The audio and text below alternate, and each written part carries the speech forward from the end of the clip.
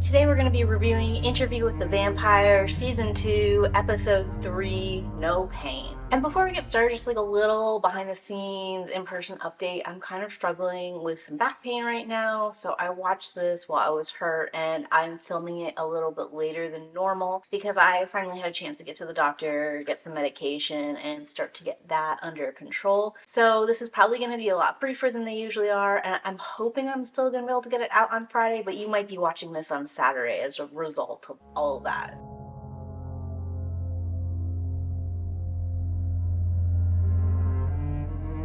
Starting with the characters.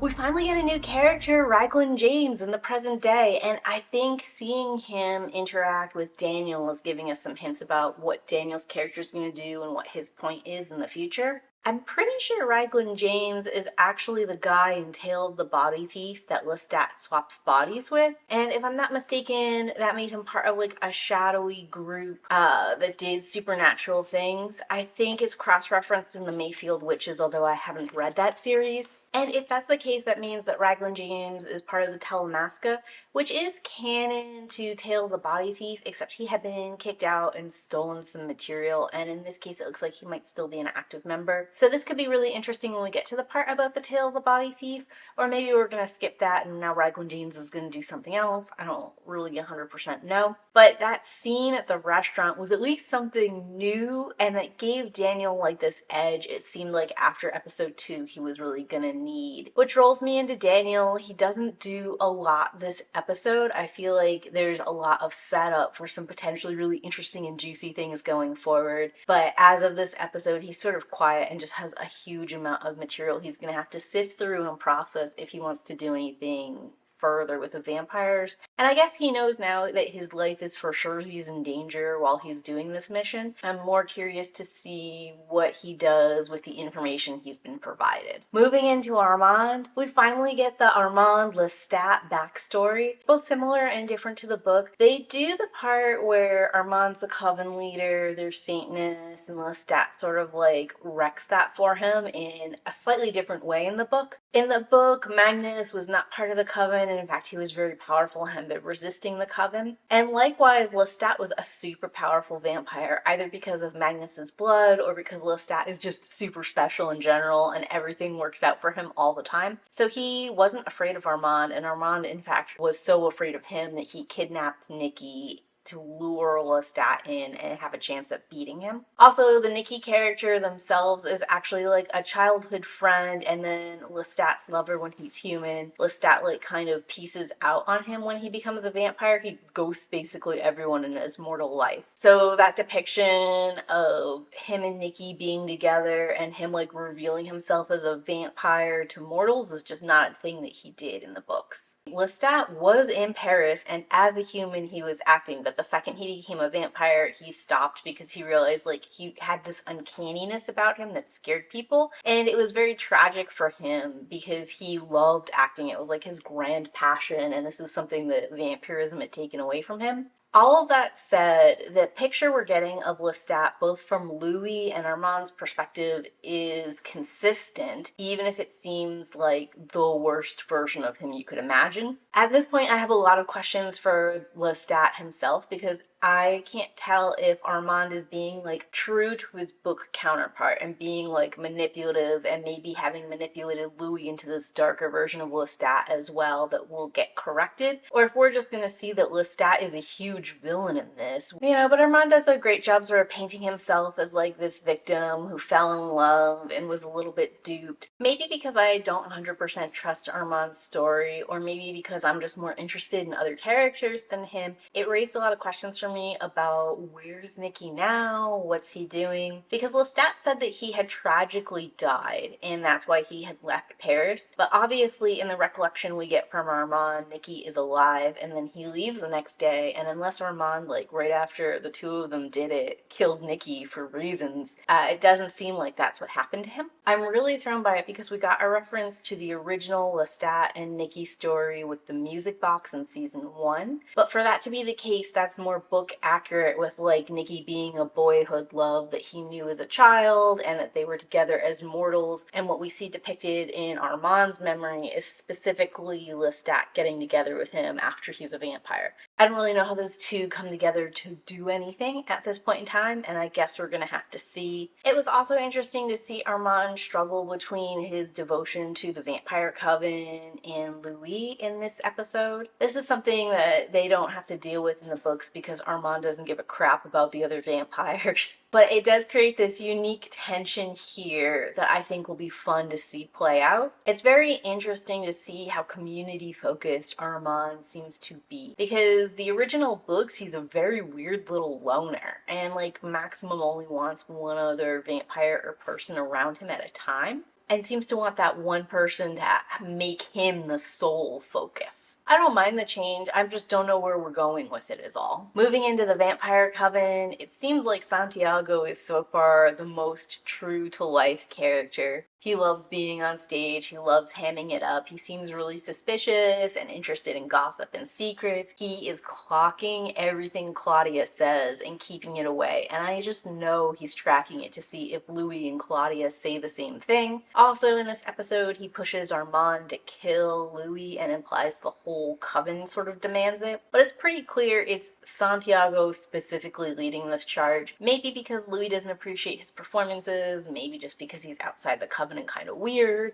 but for whatever reasons, he has a bone to pick with Louis and wants that guy out of the picture ASAP. The rest of the coven interaction is interesting. The fact that the coven has 5 laws and they won't share it with outsiders, but they will uphold those laws against outsiders is very interesting to me. I would be curious to know what they consider a child, because obviously they accept that Claudia is a vampire and let her into the coven. She is 14 in human body form though. Does that make her a child or an adult? Are they not aware of how old she was when she was turned? Is this going to be something that like counts against her in the future? Obviously it was an issue in the original coven that she was a child vampire, but then she was 8. And here she's 14 in body and looks like an adult for all intents and purposes when dressed appropriately and acting with the adult mannerisms. Moving into Louis, he's continuing to be moody and traumatic, which I guess makes him more like his book counterpart than he's been previously. We also get a little bit of that philosophical conversation between him and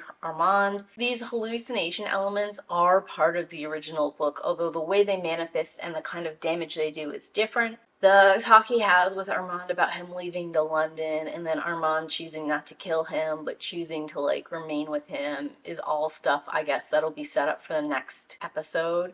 I don't know. I don't feel like Louis does much in this particular episode. He's just being there and being moody and kind of being in the way. Moving into Claudia, I continue to love this girl, but I feel really bad for her that she's going through like this hazing process and sort of like becoming smaller and less of herself, like going into this respectful student kind of role, thinking that she's going to get this camaraderie and understanding and secrets and all this other good stuff at the end. And then she gets through the coven stuff, she promises away all of her rights and her ability to leave, and finds out that she's going to be playing a child, which is her worst nightmare come to life. And part of me is kind of like, well, what did you expect? You know, like with her body type and what was available to her, and also the novelty of being able to have someone play a child in the vampire troupe. But then part of me too is also like, shouldn't these vampires understand how this would be damaging to her and not want to do this to her? Like, is this another test? What's going on here? I don't know. I guess we'll have to see, but I do have a feeling that this is going to seriously break Claudia, and it's going to be this continual reinforcing and like stress on her body dysmorphia that leads her to bad ends. And in that way, I do think it's particularly interesting because Claudia's issues have always been a case of body dysmorphia. And I feel like in a lot of ways that is more relevant now because more people are aware that body dysmorphia is a thing and what that means and the different levels of dysmorphia people can have. So I think Claudia's plotlines continue to make her more relatable and endearing, like both to me and I think to audiences in general, where I feel like Louis's plotlines continue to like alienate me to him. And maybe other people are really identifying with this take, really loving it, getting a lot of good rich things, and I'm glad. I just think it's interesting the directions both these characters are moving at this point. And then of course moving into Lestat. It's very interesting to see how backstory Lestat is very confident, brazen, outgoing, self-assured, has like a very direct path. Like you would have thought he would still be coping with some of his Marius issues, but I guess he went right away to playing the fool on stage and having a good time. It is true he really despised the satanic vampire cult in Paris and thought what they were doing was awful, and also sort of thought that their fear of God was stupid because he had learned so early on that crosses and sacred ground and all that stuff doesn't impact him. Him helping to found a vampire theater is book accurate, but he originally founded the theater with the goal of them like juggling and doing fun, entertaining things while they have a chance to observe humanity. And it's Nicky in his twisted vampire form who turns it into the theater of vampires we see today. And Lestat was horrified by this and thought it was like really mean and petty. Also Armand, not a big fan of this turn of things. But Lestat didn't feel like there was anything he could do about it, and he kind of allowed that to happen with the money and then left. So, like, the very little bit we get between Lestat and Nicky, as well as Lestat and Armand, is not book accurate, and there's a lot more there going on than what we're seeing. And I wish we could have gotten, like, some more emotional something from Lestat, but I guess this is just Armand's recollection of what he was focused on and when, and maybe we'll get a different perspective entirely when Lestat enters the interview, which I assume he's gonna do at some point. As far as Louis continuing to hallucinate Lestat, it's fine. I guess it's a thing they're doing and it works because otherwise I don't know that Louis would be causing trouble besides just refusing to join the vampire cult. And I feel like we do need an extra push there to make things go forward.